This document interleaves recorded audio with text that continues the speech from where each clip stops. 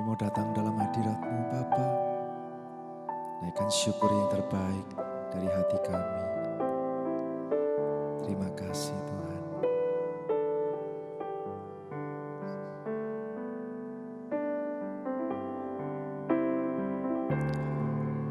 Ku datang Tuhan, temukan wajah-Mu dengan hati tulus,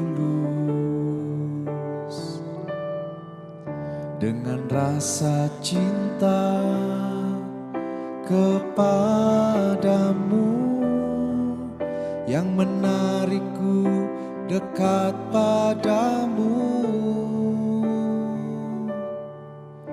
Ku datang Tuhan, temukan wajah-Mu dengan hati tulus. Hanya rasa cinta kami, hanya rasa cinta kepadamu yang menarikku dekat padamu. Hati yang menyembah, hati yang melekat padamu, Yesusku, kekasih hatiku. Engkaulah hidupku, selamanya bagimu pujaanku, selama-lamanya ku mau menyembah-Mu. Mari sekali lagi katakan, ku datang Bapa. Ku datang Tuhan, temukan wajah-Mu dengan hati tulus. Hanya rasa cinta kepadamu yang menarikku dekat padamu. Hati yang menyembah, hati yang menyembah, hati yang melekat padamu, Yesusku, kekasih hatiku. Engkaulah hidupku, segalanya bagimu pujaanku, selama-lamanya. Katakan, hati yang menyembah, hati yang menyembah, hati yang melekat padamu, Yesusku, kekasih hatiku. Engkaulah hidupku, segalanya bagimu pujaanku, selama-lamanya. Hati yang menyembah, hati yang melekat padamu, Yesusku, kekasih hatiku. Engkaulah hidupku, segalanya bagimu pujaanku, selama-lamanya. Pujaanku, pujaanku, selama-lamanya. Sekali lagi katakan, pujaanku, selama-lamanya. Ku mau menyembah-Mu.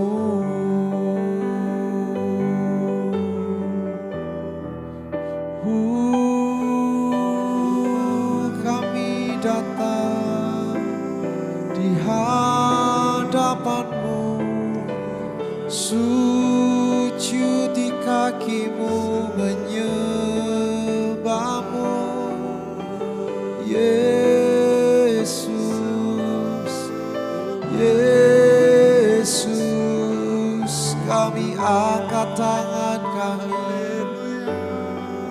datang di hadapan-Mu, menyatakan rindu, menyatakan kasih dan sayang-Mu.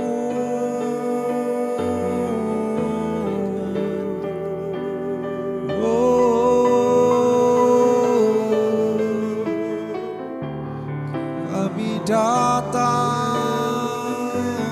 Bapa, kami datang Yesus. Ini kami, ini hidup kami.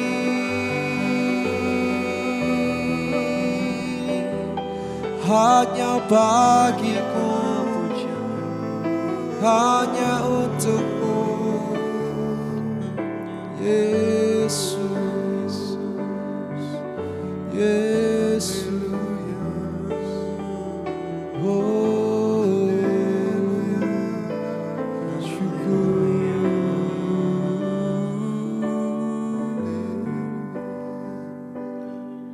Kami datang Tuhan dengan apa yang kami miliki saat ini, dengan rasa syukur kami. Tidak ada yang lain Tuhan yang kami ingini, tidak ada yang lain yang kami kejar saat ini. Kami mau mulai aktivitas kami mau mulai hari kami dengan duduk di kaki-Mu, tersungkur menyembah-Mu Tuhan. Kami mau katakan dengan segenap hati kami, hati yang menyembah, hati yang melekat padamu Yesusku.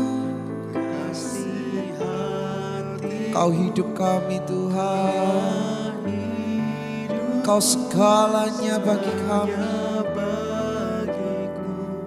Pujaanku selama-lamanya, ku mau menyembah-Mu.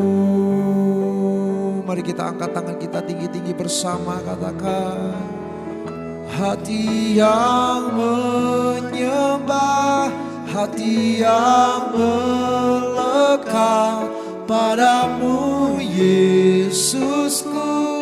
Kekasih hatiku, Engkaulah hidupku, segalanya bagiku.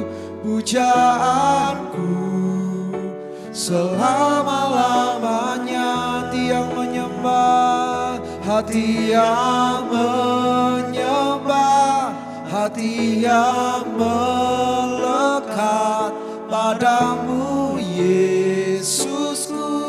Kekasih hatiku, Engkaulah hidupku, segalanya bagimu. Pujaanku selama-lamanya, pujaanku, pujaanku selama-lamanya. Katakan pujaanku, pujaanku selama-lamanya. Ku mau menyembah-Mu.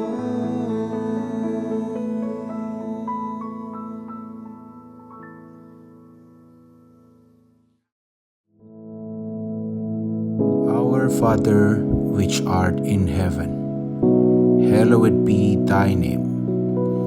Thy kingdom come, thy will be done in earth as it is in heaven. Give us this day our daily bread, and forgive us our debts as we forgive our debtors. And lead us not into temptation, but deliver us from evil. For thine is the kingdom, and the power, and the glory, forever. Amen.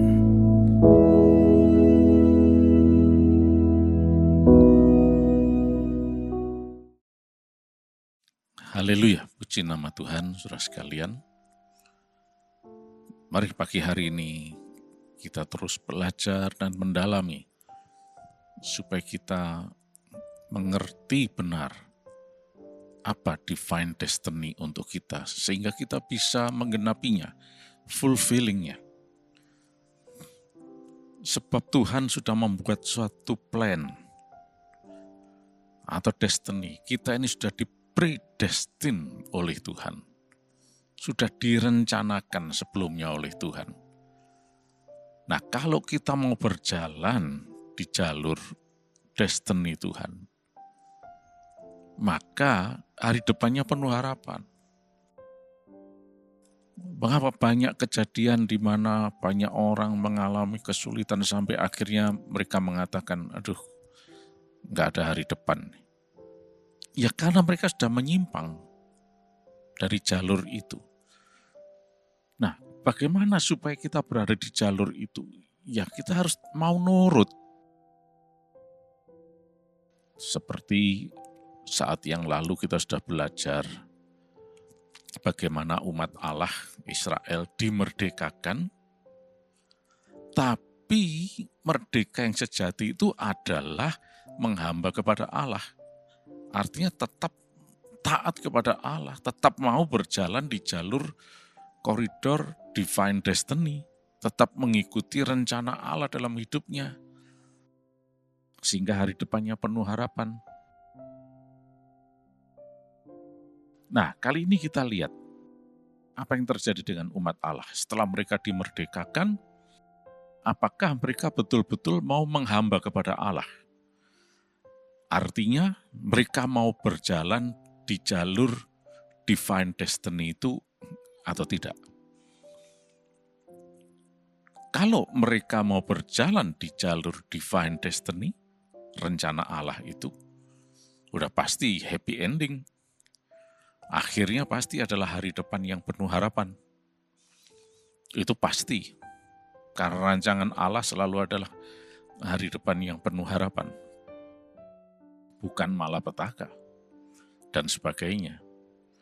Tapi hari depan yang penuh harapan. Nah, mari kita lihat sekarang apa yang terjadi dengan umat Allah. Setelah mereka dibebaskan dari Mesir, nah, di dalam perjalanan itu mereka tiba di daerah Sinai, Gunung Sinai. Nah, kalau kita lihat mulai dari pasal yang ke-19, diceritakan di sana bagaimana Tuhan memanggil Musa untuk naik ke Gunung Sinai. Ya. Khususnya ayat 20. Coba kita lihat dulu ya. Lalu turunlah Tuhan ke atas Gunung Sinai, ke atas puncak gunung itu, maka Tuhan memanggil Musa ke puncak gunung itu dan naiklah Musa ke atas. Kemudian Tuhan berfirman pada Musa, turunlah peringatkanlah kepada bangsa itu supaya mereka jangan menembus mendapatkan Tuhan, hendak melihat-lihat sebab tentulah banyak dari mereka akan binasa. Nah, jadi ini adalah suatu saat yang betul-betul istimewa dan sakral, di mana Musa dipanggil menghadap Tuhan di Sinai, tapi juga dipesankan supaya orang Israel jangan ikut-ikutan. Ingin tahu dan sebagainya. Sebab hanya Musa yang diperkenankan. Ayat 23 katakan, lalu berkatalah Musa kepada Tuhan, tidak mungkin bangsa itu mendaki gunung Sinai ini, sebab engkau sendiri telah memperingatkan kepada kami. Demikian pasanglah batas keliling gunung itu, dan nyatakanlah itu kudus. Nah, dan Tuhan katakan dalam ayat 24, lalu Tuhan berfirman kepadanya, pergilah, turunlah, kemudian naiklah pula engkau beserta Harun, tapi para imam dan rakyat tidak boleh menembus untuk mendaki menghadap Tuhan supaya mereka jangan dilandanya. Jadi, Musa betul-betul masuk dalam suatu momen yang sakral untuk menghadap bersama Tuhan, ya. Dan kemudian di atas Gunung Sinai itulah Musa menerima 2 loh batu yang berisi ke-10 firman tersebut atau the 10 commandments, ya. Nah, sekarang kita lihat berikutnya apa yang terjadi ya dengan orang Israel sementara Musa ada di atas Gunung Sinai itu. Nah, coba sekarang kita maju ke pasal 31, ayat yang ke-18. Ayat 18 mengatakan, dan Tuhan memberikan kepada Musa, setelah ia berbicara dengan dia di Gunung Sinai, kedua loh hukum Allah, loh batu yang ditulisi oleh jari Allah. Nah, sekarang kita lanjut ayat pertama dari pasal 32. Ketika bangsa itu melihat bahwa Musa mengundur-undurkan turun dari gunung itu, maka berkumpullah mereka mengerumuni Harun dan berkata kepadanya, mari, buatlah untuk kami Allah yang akan berjalan di depan kami, sebab Musa ini orang yang telah memimpin kami keluar dari Mesir, kami tidak tahu apa yang telah terjadi dengan dia. Nah, sampai di sini dulu pembacaan kita. Nah, jadi kita sudah tahu ceritanya, konteks ceritanya, yaitu Musa itu dipanggil Tuhan naik ke Gunung Sinai untuk menerima 10 commandments tadi, 10 hukum. Sementara orang Israel itu menunggu di kaki Gunung Sinai, di bawah.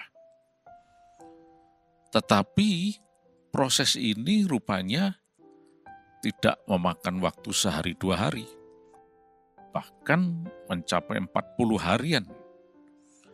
Nah, orang Israel nunggu-nunggu mana Musa ini. Kok nggak turun-turun? Tadi nyebut untuk bertemu dengan Allah. Tapi sudah lama gini kok nggak turun-turun? Wah, mungkin mati, mungkin di sana atau diterkam binatang buas atau apapun. Lalu mereka mulai berpikir untuk membuat Allah mereka. Ya, itu dikatakan, mari buatlah untuk kami Allah yang akan berjalan di depan kami, sebab Musa ini orang yang telah memimpin kami keluar dari tanah Mesir, kami tidak tahu apa yang telah terjadi dengan dia. Nah, lalu kita tahu singkatnya kemudian Harun dipaksa oleh mereka untuk membuat patung anak lembu emas tersebut. Dan mereka ini berkorban. Anting-anting dari emas, perhiasan-perhiasan dari emas ditanggalkan untuk dilebur menjadi patung anak lembu emas tersebut. Niat betul memang nih, rupanya. Serius betul mereka. Dan jadilah patung anak lembu emas itu, dan mereka mulai menyembah patung itu yang dianggapnya sebagai Allah mereka. Ya.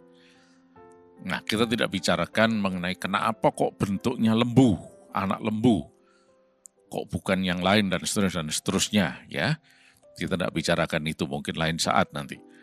Tapi yang kita bicarakan di sini adalah ternyata mereka menyembah Allah yang lain, yang adalah patung terbuat dari bahan yang ada di sini dan dibuat oleh tangan manusia.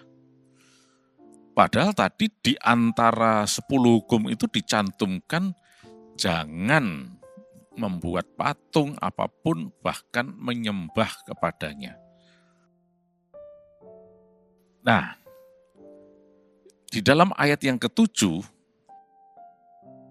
kita lihat sekarang apa yang terjadi. Berfirmanlah Tuhan kepada Musa, pergilah, turunlah, sebab bangsamu yang kau pimpin keluar dari tanah Mesir telah rusak lakunya. Segera juga mereka menyimpang dari jalan yang kuperintahkan kepada mereka.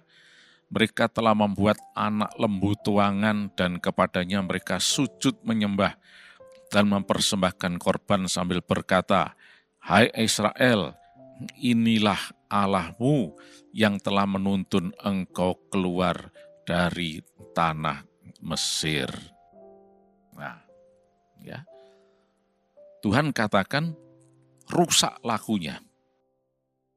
Menyimpang dari apa yang Tuhan perintahkan. Nah, inilah umat Allah yang seharusnya berjalan menurut divine destiny, tapi udah menyimpang, keluar dari jalur divine destiny. Dan Tuhan mengatakan itu sebagai tingkah laku yang rusak. Penyimpangan itu adalah tingkah laku yang rusak. Dan otomatis ini akan merusak juga masa depan mereka. Nah, jadi umat Allah, bangsa pilihan Allah, yang sudah bahkan dipredestin sebelum mereka ada. Sudah kita bicarakan dalam Kejadian pasal 12. Nenek moyang mereka yaitu Abraham. Tuhan beritahu, kamu nanti akan punya keturunan, itu yang menjadi bangsa yang besar, dan diberkati dan akan menjadi berkat. Diberkati dan menjadi berkat. Terus kemudian Abraham punya keturunan dan sampai ke Yakub. Yang kemudian dari Yakub inilah nama Israel itu muncul. Karena Yakub diubah menjadi Israel namanya. Dan dari Israel ini, dari Yakub ini, punya 12 anak yang kemudian turun menjadi 12 suku dan berkembang terus sampai menjadi suatu bangsa yang sangat besar. Dan disebut Israel. Nah, kita lihat juga dalam Kejadian pasal 28. Bagaimana Tuhan juga memberitahu kepada Yakub bahwa Israel ini nanti akan menjadi berkat bagi bangsa-bangsa. Jadi sudah ada destiny-nya. Dan ketika Israel ini muncul, bangsa ini muncul, sesudah menjadi suatu bangsa, karena jumlah mereka yang sangat besar tersebut, maka di bawah kepemimpinan Musa ini, kita sampai ke kisah di mana mereka tepat ada di daerah Sinai sana. Ya. Loh, Tuhan menghendaki supaya mereka itu cuma mengabdi kepada Tuhan, menghamba kepada kebenaran, taat kepada satu-satunya Allah yang hidup.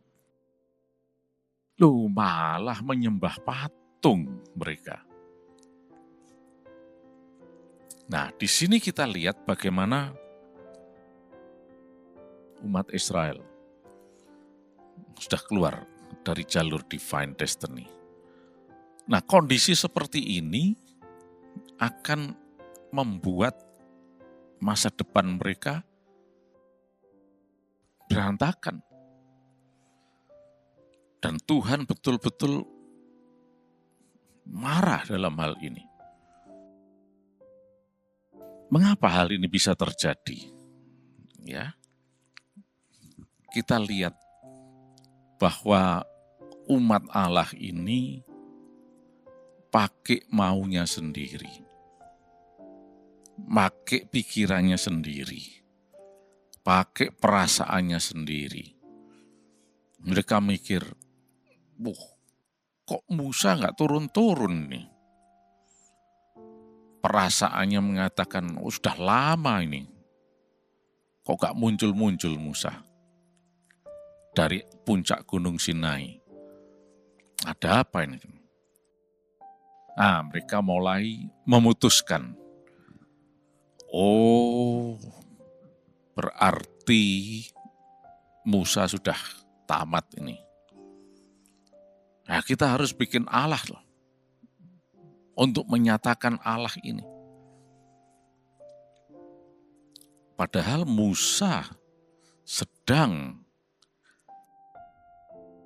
menghadap Tuhan di situ untuk menerima the Ten Commandments ini.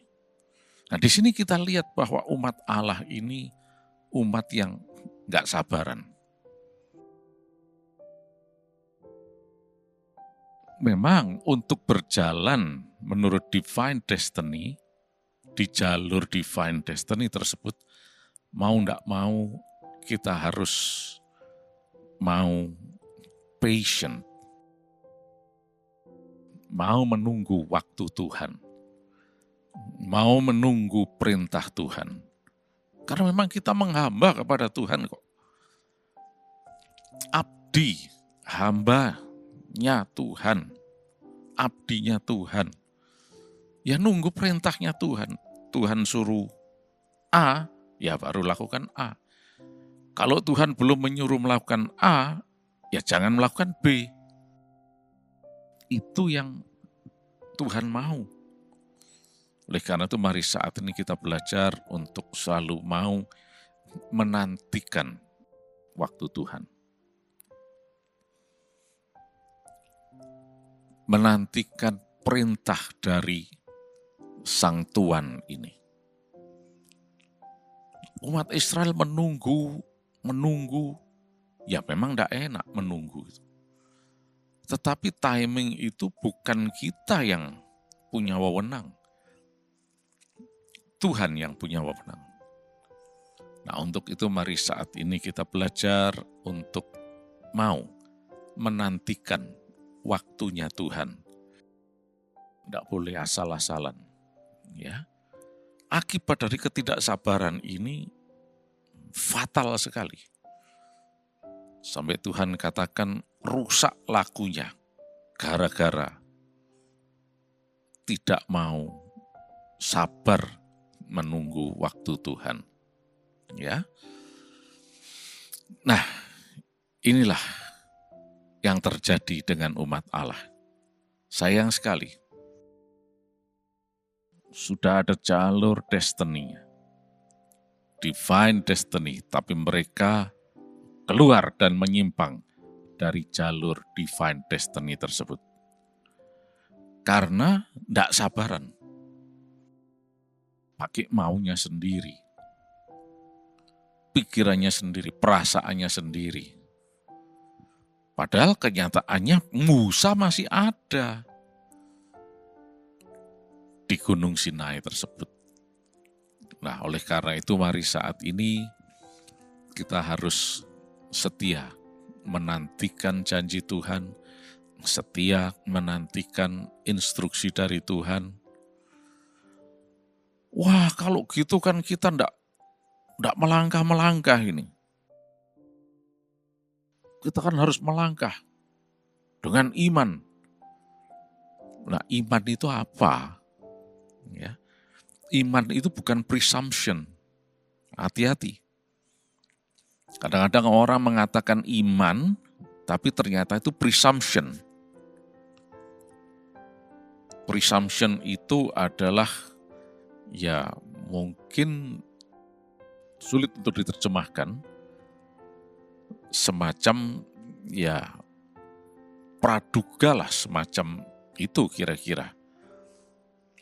Tapi yang dimaksud presumption ini adalah seolah-olah Oh ya, saking ngebetnya, saking rindunya, mereka melangkah dan seolah-olah ini dianggap iman. Padahal iman itu munculnya, datangnya dari firman Kristus. Jadi bukan dari diri kita. Nah, presumption dari diri sendiri. Kalau iman dari firman Kristus. Oleh karena itu mari bergaul dengan firman, bergaul dengan Allah.